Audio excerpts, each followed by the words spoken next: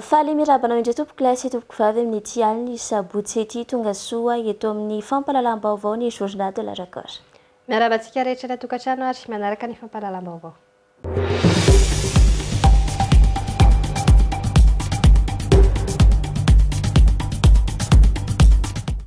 Famakasika indrindra ny hetsika teny Behoririka androany ary no andeha nokafana ny fampahalalam-baovao.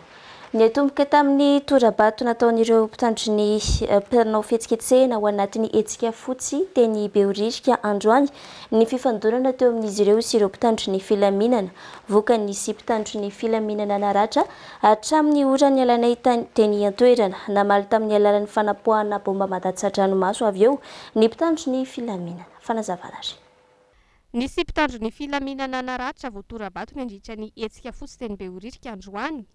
Tamin'ny 2 ora sy 13 minitra kosa no nanomboka nanapoaka ny bomba mandatsa-dranomaso ireo mpitandro ny filaminana.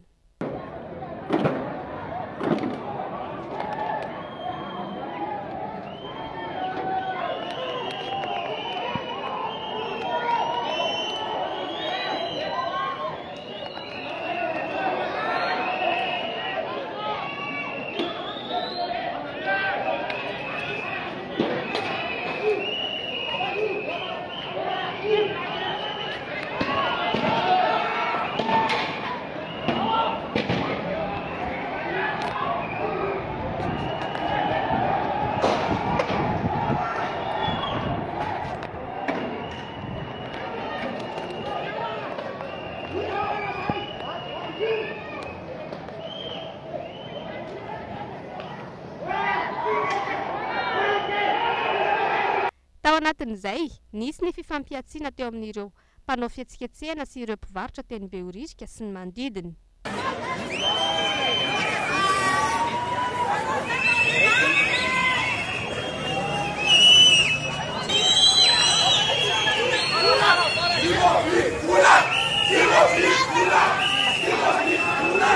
Tapaka nandritra ny ora maromaro araka izany ny lalana teny Behoririka sy ny manodidina androany.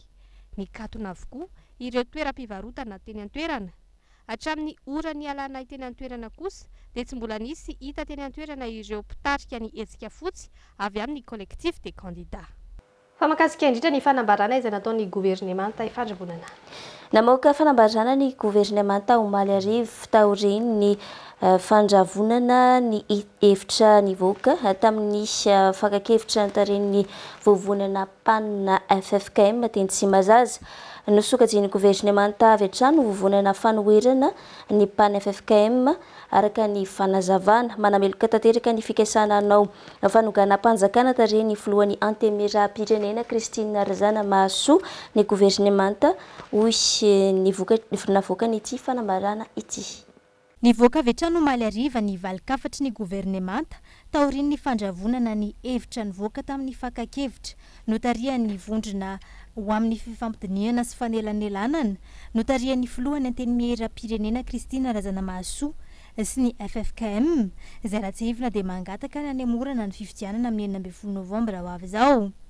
Nosokajin'ny gouvernemanta ho vovonan'ny fanoherana avy hatrany moa ny vondrona panina FFKM. Nampatsahivy gouvernemanta fa efa nisy fanambarana navoaka ny vondrona tamin'ny 7 novambra 2022 teo ary io nitoy omaly io. Manameloka tanteraka ny fikasana hanonga-panjakana amin'ny alalan'ny androm-panjakana tarian'ny filohan'ny antenimera-pirenena Ramatoa Christine Razana Mahasoa ny gouvernemanta hoy ny voarakitra io fanambarana io.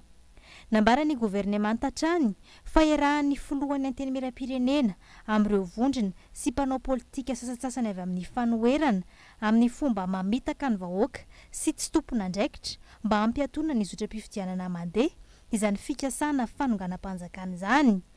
Tsy misy lalàna manome lalana an'ity filohan'ny androm-panjakana ity hitarika fanelanelana eo amin'ny sehatry ny fifidianana mba hanakanana ny isina fifidianana demokratika sy hitondra makany amin'ny fivoahana amin'ny lalam-pandrenana hoy izy ireo. Efa nisy nidinika maromaro notarian'ny CENI nafahandreo mpisehatra politika sy fiarahamon'ny pirenena nitondra ny heviny sy nanazavana ny zava-misy ho hiatran'ny gouvernemanta. miantso ny rehetra anaja tanteraka ny lalam-pandrenana sy ny lalàna manan-kery mifeny fifidianana araka izany ny governemanta ary nilaza fa handrainy andraikitra manandrify azy amin'ireo tranga rehetra manohitohina ny fanajana ny demokrasia sy ny tany-tandalàna. Farany dia nanamafy ny governemanta ny amin'ny fisiany ny fifidianana amin'ny 11 novambra 2024 avy izao ary nisaotra sady ny malagasy ho amin'ny fitoniana ao asehony na amin'ny fiatrehana ny fampelezan-kevitra izany na amin'ny fifidianana. Nanamafy ihany koa ny governemanta ny fiantsoana ny mpifidy ho avy hanao ny adidiny amin'ny fifidianana amin'io androm-pifidianana io. Fanambarana nataon'ny antoko TGV kosa indray no dia nohizantsika ny fiarana ary. Namoaka fanambarana avy hatrany ihany koa omaly ariva ny birao nasionaly ny antoko TGV taoriny ny voan'ny fehi-kevitra teny anivon'ny kafetaria ny antenimera-pirenena Tsimbazaza ny sorona tsy ompika ny antoko intsony ny filohan'ny antenimera-pirenena Christine Razanamasoa maromaro ireo fihetsika sy fanapahan-keviny tatoato ny fanesesy mifanohitra amin'ny fironan'ny antoko TGV ho io fanambarana io ka anton'izao fanapahan-kevitra izao tsy afaka miteny amin'ny anarany antoko intsony araka izany ity farany araka ny fanadiadiana tateriny Manohy Arvony. No esorina tsy ao anatin'ny antoko politika TGV intsony ary tsy afaka miteny amin'ny anaran'ny antoko intsony ihany koa ny filohan'ny antenimera-pirenena Ramatoa Christine Razanamasoa. Io no fanapahan-kevitra noraisin'ny antoko ary nampafantary ny birao politikany tamin'ny alalan'ny fanambarana omaly taoriny zavanisy teny amin'ny kafetaria ny antenimera-pirenena teny Tsimbazaza iny. Maromaro ity fanambaranty ireo fihetsika nataony sy ny fanapahan-kevitra noraisiny ny sesesy tatoato ka anton'ity fanapahan-kevitra ity. Manameloka tanteraka an'izany ny antoko TGV. Lavin'izy ireo avokoa ireo fanambarana sy hevitra navoakan-Ramatoa Christine Razanamasoa satria tsy maneho mihitsy ny hevitry ny maro anisa amin'ny solombavam-bahoaka eo anivon'ny androm-panjakana hoy ny fanazavana ary natao tsy nahazoana akory ny alalana avy amin'izy ireo. Nanao sy ny mazava amin'ny fanajana ny fitsipika sy ny lalatsain'ny antoko fa ihany koa anaraka ny toromarika silamina rehetra napetraky ny antoko TGV izay nampikambana azy ny filohan'ny antenimera-pirenena tamin'ny fotoana nanendrena azy ho kandida ny antoko teo anivon'ny parlemanta ho ity fanambarana ity hatrany ka nandrasan'ny antoko taminy ny fanajanandreo sy ny fitondran-tena mifanaraka amin'izany mandritra ny fotoam-piasana na asa voafidy azy. Izao anefa maro ireo fanambarana na rahana fanapahan-kevitra sy fihetsika nataony tsy mifanaraka amin'ny fironan'ny antoko TGV sy ny lalatsaina politika ny antoko ihany koa mikasika amin'ny fiainam-pirenena. Niteraka savorivory eo anivon'ny antoko ireo rehetra nataon'ireo ary manakorotana hatrany amin'ny fiainam-pirenena aza. Noho izany amin'ny mahafilohana androm-panjakana azy. Noho izany amin'ny mahafilohana androm-panjakana azy dia maneho ambana amin'ny filaminan'ny firenena sy ny fiainam-bahoaka amin'ny fanakorotanana ny zotra-pifidianana efa mandeha sy antenainy ny vahoaka malagasy izy ka antony nandraisana ity fepetra entitra ity hoy ny fanambarany birao politika ny TGV. Fanekefy politika hatrany. Miseho lany ny fisiana fifandranitana sy tsy fitovi-kevitra amin'izao ankatoko ny fifidianana izao hoy ny nambarany Rasoa miara-manana Ertina na afantatry ny maro amin'ny fianarana ihany koa hoe Zaref tsy mahasoa ny firenena ny fifandonana na eo amin'ny olo-pirenena sy ireo mpitandro ny filaminana na eo amin'ny samy olo-pirenena hoy ny nambarany matoa maro ireo mijoro mpanelanelana dia tena ilaina ny filaminana ho hatrany ny fanazavana. Miseho lany zany zao ny endrika fifanandrinana izay miteraka ratra lasa misy fifandonana eo amin'ny mpitandro filaminana sy ireo kandida mpitandro filaminana sy ireo mampivetsiketsena ireo vahoaka zany ary mampalahelo dia misy olotsotra samy olotsotra lasa fanandrina zany tsy mahasoa atsika zany tsy mahasoa firenentsika zany ka samy mahatsapa an'izay ny rehetra dia miseho lany ihany koa ireo vondrona dia hiditra amin'ny fanenelanana.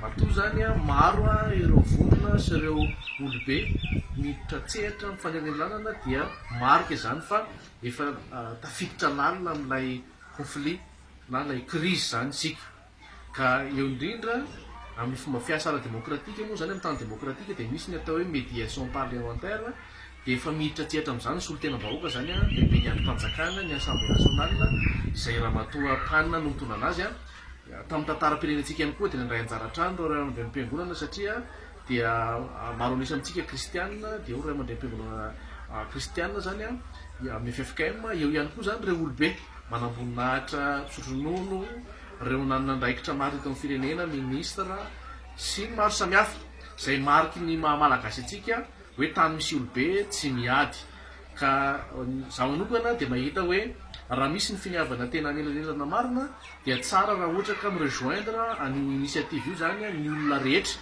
fa tsy samy maka ho azy manao diversion entina anasoketana na ny mba niendrika ny démarche zay efa misy fa raha ohatra misy olona te haka parti dia tsara kokoa tonga dia hoe misolo tena nylay olona tiany andraisana anjara mifanelanana izy raha hiaro ny cause na olona manokana fa raha hoe tena endrika ny fampihavanana dia tsara raha hoe miroso ao anatin'io initiative io dia natabatra boribory dia ao no mitondra mikatotrano ao no mitondra n'izay hevitra mety hifanolonana dia tonga amin'ny atao hoe marimaritra raisina atsika.